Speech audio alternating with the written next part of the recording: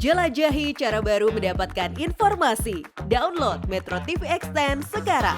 Masih terkini mengenai proses asesmen, kita bergabung dengan Valerie Budianto dari Rumah Ibu Siti Maulia.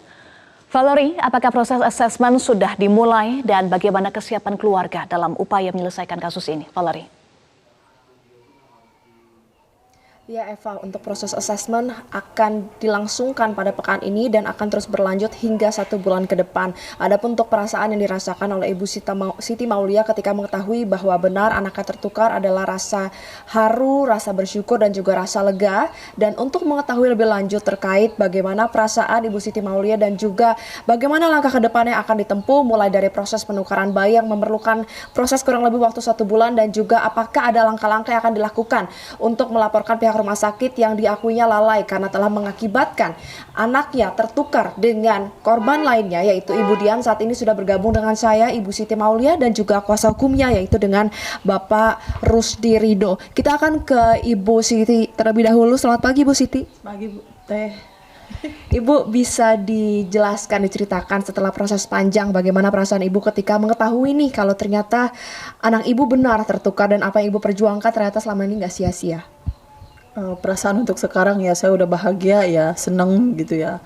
Campur aduk walaupun masih terharu juga tetap sekarang lagi masa-masa bahagia saya ya. Soalnya udah mau mendekati ibaratnya mendapatkan si buah hati saya gitu. Terus untuk masalah ke depan ya saya sekarang lagi berusaha untuk mencoba untuk mengikhlaskan dan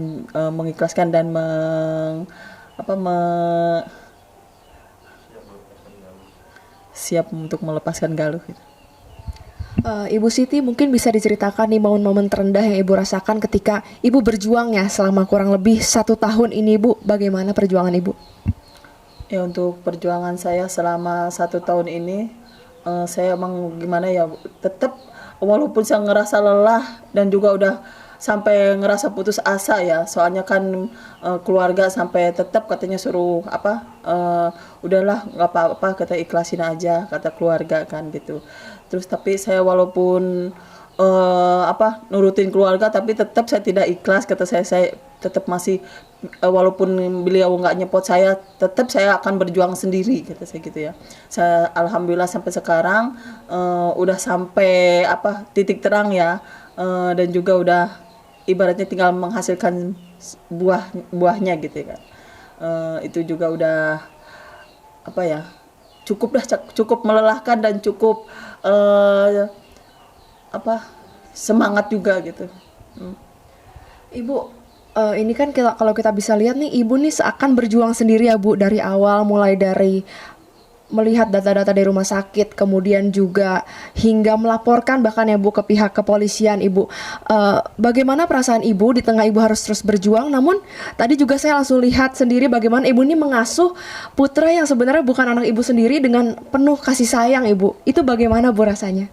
Ya walaupun saya udah tahu hasil DNA bahwa beliau bukan darah daging saya, tetap saya masih seperti semula ya, seperti awal dia datang ke hadiran saya, tetap saya ngasih kasih sayang yang sama sampai sekarang juga tidak dibeda-bedakan juga dan juga tidak disia-siakan. Makin sekarang tuh makin saya berhati-hati dan melebihi ngasih kasih sayang ke beliau. Tadi kita sempat berbincang ya Ibu, kalau misalnya Ibu ini sudah bertemu dengan L ya Ibu, dengan buah hati Ibu sendiri. Dan tadi Ibu juga sudah menceritakan bagaimana bahagianya Ibu kalau ternyata buah hati Ibu ini sudah mengenali Ibu, bahkan manggil Ibu mama ya Ibu ya. Bisa diceritakan lebih terkait hal tersebut? Itu senang banget ya, senang banget sampai walaupun kita baru lagi ketemu sama Bayi L ya, dia ibaratnya dia juga sudah mengetahui mengenal langsung bahwa saya itu ibunya ya. Mungkin terkait karena masalah darah ya, darah juga gitu. Dia juga nggak kayak Galuh gitu kan ke keluarganya. Galuh tetap masih nggak mau dipegang keluarganya, tapi L dia malah sama keluarga juga dia mau dipegang gitu. Sudah berbincang juga ya Ibu dengan Ibu L? sudah berbincang juga, walaupun nggak banyak juga ya. Saya emang nggak begitu banyak ngobrol sama Ibu D itu ya. Tapi sedikit leganya, maksudnya udah bisa berkomunikasi. Tadi juga Ibu sempat bercerita ketika Ibu berpamitan nih dengan keluarga Ibu D dan juga bayi L yang merupakan anak dari Ibu, dia bahkan sangat tertarik ya Ibu untuk kembali bertemu dengan Ibu, mengutarakan sampai jumpa dan lain sebagainya. Bisa diceritakan Bu tentang hal tersebut? Oh ya, waktu kemarin itu kan saya pas mau pulang ya, saya pamitan ke Ibu D ya, sama ke L-nya juga ya pamitan. Dede, mama pulang dulu ya, nanti juga sama mama iya, kata mereka gitu, kata si L gitu ya. Dia langsung nyautin gitu. Saya itu bener-bener sambil netes air mata lagi ya, senangnya minta ampun, bahagia banget. Sementara anak saya gitu, walaupun baru ketemu dia udah langsung mengenali saya. Emang kalau misal darah daging itu sepertinya memang nggak bisa terpisahkan ya Ibu. Ibu, mungkin kita akan beralih ke langkah lanjutan nih Ibu. Karena kan untuk langkah lanjutan disebutkan akan ada proses penukaran, namun emang ada assessment yang harus dilakukan. Kemudian juga ada tahapan-tahapan selama kurang lebih 1 bulan, utamanya untuk adaptasi ya Ibu ya. Karena kan bayi ini butuh proses. Bisa dijelaskan Bu mengenai tahapan-tahapan tersebut dan apakah sudah ada rencana assessment tersebut?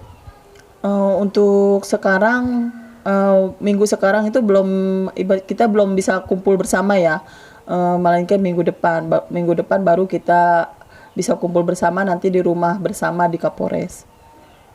Berarti untuk rumah bersamanya yang disebutkan akan dibangun oleh Kapolres adalah di Polres itu sendiri Ibu? Iya, betul, di Polres. Ya, mungkin sekarang kita akan beralih ke Pak Rusdi, pihak kuasa hukum. Disebutkan bahwa dari pihak keluarga juga akan melaporkan terkait dengan kelalaian pihak rumah sakit ke kepolisian. Bisa dijelaskan lebih lanjut Pak mengenai hal tersebut? Jadi betul karena sudah jelas ya hasil tes DNA 99% tidak identik dan sekarang sudah ada 2 korban. Memang pada minggu ini kami akan memusyawarahkan dan memformulasikan langkah-langkah ke depan dan akan melakukan laporan kepolisian karena memang sudah 2 korban, jadi kami akan melakukan musyawarah dulu dengan pihak kuasa dari Ibu D seperti itu. Harapannya apa Pak yang ingin didapatkan dari proses pelaporan terhadap pihak rumah sakit ini? Pastinya pertanggungjawaban hukum ya dari rumah sakit.